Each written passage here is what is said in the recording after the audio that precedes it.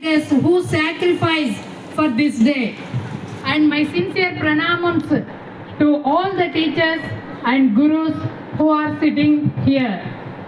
And my dear students, my heartfelt blessings one and all who are sitting on the ground as a student. First of all, I want to say sorry for my late coming. Is okay? నాకు కూడా మీరు అందరు కనబడుతున్నారు, సంతోషంగా ఉంది. Can I speak in Telugu? Is it comfortable? Because we can communicate whatever in our mind indirectly to others' mind with our mother tongue only. That is the only way we can communicate whatever we are feeling inside, that is as it is, to the minds of other people in our mother tongue only. That is the reason I respect and I love my mother tongue Telugu language. Thank you, Nana. చాలా కష్టపడి ఇప్పటి వరకు ఎండలో కూర్చొని ఎంతో ఇబ్బంది పడి కూర్చొని కూడా కాదు, ఎండలో నిల్చొని చాలా ఇబ్బంది పడ్డారు. మన ఇబ్బందిని ఒక్క క్షణం పక్కకు పెడితే మనం ఈ రోజుల క్రితం వాళ్ళు చేసిన యుద్ధాలు, పోరాటాలు, మరణాలు ఇవన్నీ మనల్ని ఈ స్థాయిలో ఇక్కడ నిలబెట్టాయి. ఇప్పుడు ప్రపంచ దేశాలన్నీ కూడా ఒకే ఒక బాధతోటి కష్టపడుతున్నాయి. ఏంటి ఆ బాధ తెలుసా మీకు? ప్రపంచంలో ఎక్కడా కూడా యూత్ లేరు, ఒక ఇండియాలో తప్ప. మీలాంటి పిల్లలు ఎక్కువగా ఉన్న దేశం ఏదైనా ఉందంటే అది ఇండియా. మీలాంటి పిల్లల వల్లనే రేపటి మా భవిష్యత్తు భద్రంగా ఉంటుందని ఇండియా గర్వంగా ఫీల్ అవుతుంది. అలాంటి క్షణాలు ఇచ్చిన మీ అందరికీ కృతజ్ఞతలు. ఇకపోతే మనకి ఎలాంటి యువత అవసరం, ఎలాంటి పిల్లలు రేపటి భవిష్యత్తుకి అవసరం, మీకు ఏమైనా ఐడియా ఉందా? నాకు తెలిసినంత వరకు మళ్ళీ చెప్తున్నా వినండి, నాకు తెలిసినంత వరకు ఎలాంటి పిల్లలు కావాలి అంటే మన గౌరవ మర్యాదల్ని పొరుగు దేశాలలో చెప్పుకునే అంత గొప్పగా ఎదిగే పిల్లలు మన ఇండియాకి మంచి పేరు తీసుకొస్తారు. ఇండియాలో మనదొక రాష్ట్రం అయితే ఆ రాష్ట్రంలో మన జిల్లా ఒకటి, ఆ జిల్లాలో మన స్కూల్ ఒకటి. ఈ స్కూల్లో ఇంత పెద్ద క్యాంపస్లో చదువుకోవడం అనేది నాకు తెలిసి, నేను చాలా స్కూల్స్ విజిట్ చేశాను. గద్వాల్లో ఎక్కడా కూడా ఇంత పెద్ద క్యాంపస్ ఉన్న స్కూలు, ఇంత మంచి అట్మాస్ఫియర్, మీకు చక్కగా అన్ని రకాలుగా నేర్పుతున్నారని మిమ్మల్ని చూస్తే అర్థమవుతుంది నాకు. మీరు well trained and well disciplined అనేది మీ యాక్టివిటీస్ ప్రూవ్ చేశాయి. మీరు తీసుకున్న బ్యాడ్జింగ్ సెరమనీ ప్రూవ్ చేసింది నాకు మీరు ఎంత డిసిప్లిన్డ్గా ఉన్నారు అనేది. ఇంత ఎండలో కూడా ఇంత బాగా ఉన్నారంటే ఫస్ట్ ఆఫ్ ఆల్ మీకు డిసిప్లిన్ ఉన్నందుకు I'm congratulating all the teachers and correspondent and chairman, principal, everyone who are behind their discipline. So ఇప్పుడు మొదటి పాఠం వచ్చేసింది మనకి. ఏంటది? డిసిప్లిన్ అనే పాఠం వచ్చేసింది. ఆ డిసిప్లిన్ ఉంటే నెక్స్ట్ రావాల్సింది డెడికేషన్, ఆ తర్వాత డిటర్మినేషన్. ఇవి రెండు ఉన్నప్పుడు మనకేమొస్తుంది? విజయం వస్తుంది. ఆ డిసిప్లిన్ తోటే మిగతా అన్నీ ఫాలో అవుతాయి. మీకు డిసిప్లిన్ ఉంది, డిటర్మినేషన్ ఏం కావాలి? ఎలాంటి డిటర్మినేషన్ కావాలి? ఏమి సాధించాలి అనుకుంటున్నారో, ఏది అయితే మీ మనసుల్లో ఉందో, ఒక టీచర్ కావాలనుకుంటున్నారా, ఒక ఇంజనీర్ కావాలనుకుంటున్నారా, డాక్టరా, లాయరా, జడ్జా, ఏదైతే ఉంటుందో ఆ డిజైర్, కోరిక.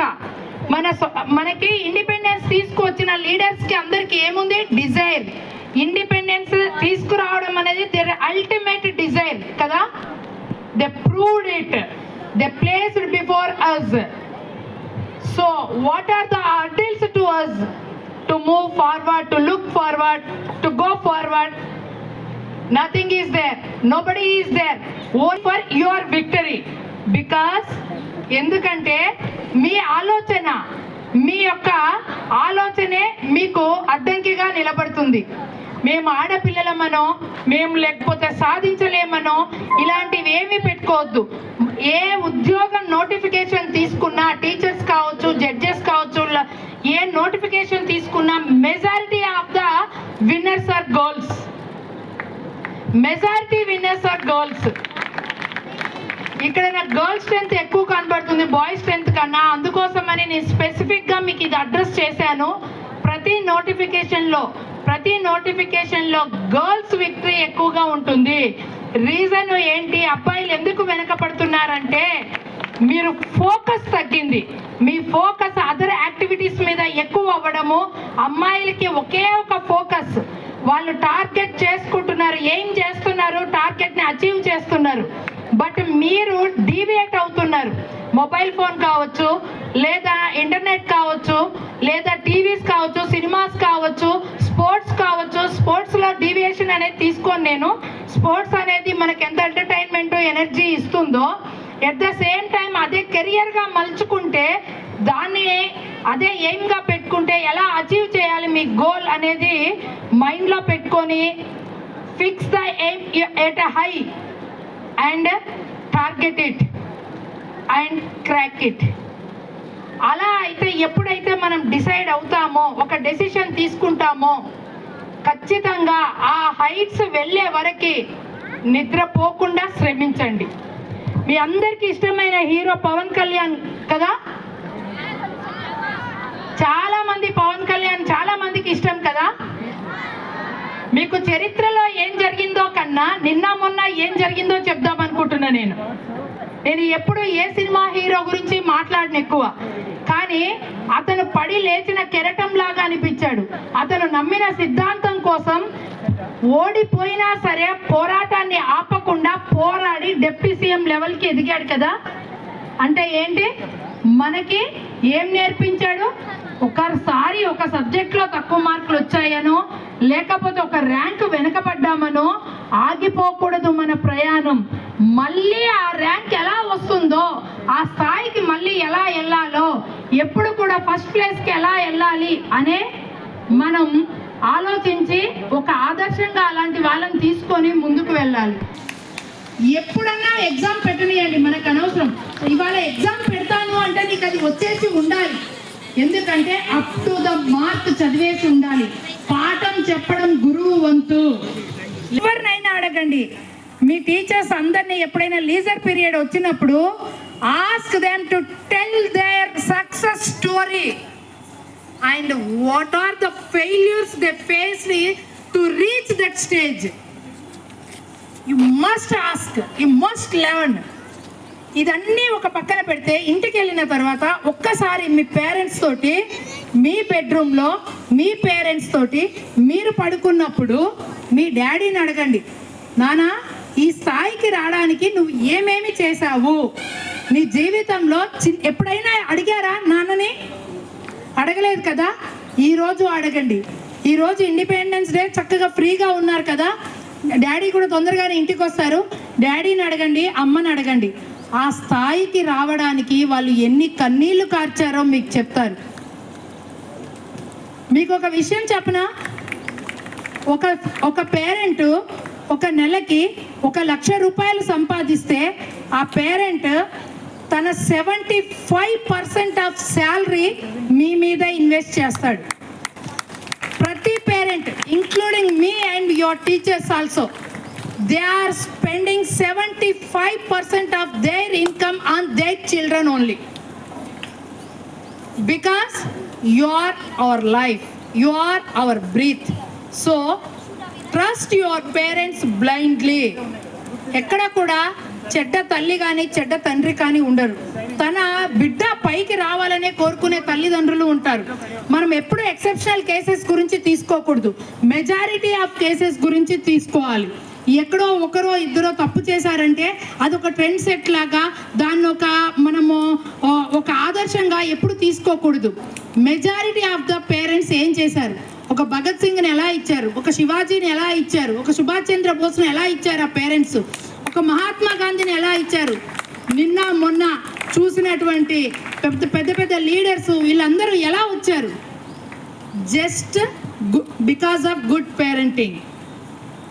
వాళ్ళు టీచర్లు చెప్పింది విన్నారు, పేరెంట్స్ చెప్పింది విన్నారు, బ్లైండ్గా ఆ రూట్లో ఫాలో అయ్యారు. కాబట్టే వాళ్ళు ప్రూవ్ చేసుకొని మీ ఎదురుగా ఇలా టీచర్ల రూపంలో, ఇలా ప్రిన్సిపల్ రూపంలో, కరెస్పాండెంట్ రూపంలో ఇలా కూర్చోగలిగారు కదా. మళ్ళీ మీ ఇంట్లో మీ పేరెంట్స్గా ఉన్నారు కదా.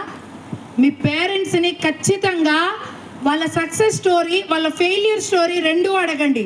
నానా నేను ఇది చెయ్యాలనుకున్నాను, కానీ అప్పుడు నాకు పరిస్థితులు అనుకూలించలేదు, నాకు నా పేరెంట్స్ వాళ్ళకి చదువు లేకపోవడం వల్ల నన్ను ఎంకరేజ్ చేయలేకపోయారు, కాబట్టి నేను ఈ స్థాయిలో ఉన్నాను. కానీ నువ్వు ఏ స్థాయికి వెళ్ళాలనుకున్నా నేను కష్టపడతాను బిడ్డ, మీరు చదవండి అని చెప్తారు మీ పేరెంట్స్. వాళ్ళు అలానే పేరెంట్స్ కాకపోయి ఉంటే మీరు ఇక్కడ కూర్చొని ఉండరు కదా. చాలా స్కూల్స్ ఉన్నాయి, చాలా గవర్నమెంట్ స్కూల్స్ ఉన్నాయి, ఎన్నో ఉన్నాయి.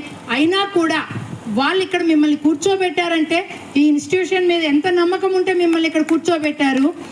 మీరు ఇంత ఖర్చు పెడుతున్నారు మీ మీద అంటే మిమ్మల్ని ఎంత నమ్ముతున్నారు, మా బిడ్డలు ఏ స్థాయికి వస్తారని మిమ్మల్ని నమ్ముతున్నారు. కాబట్టి వాళ్ళ నమ్మకాన్ని వమ్ము చేయకుండా short term pains leads to long term gains. ఈ స్కూలింగ్ అనేది ఎంత డిసిప్లిన్డ్గా ముగిస్తారో ఈ డిసిప్లిన్ రేపొద్దున కాలేజీకి బ్రాడ్ ఫార్వర్డ్ అయిపోతుంది. అర్థమవుతుందా?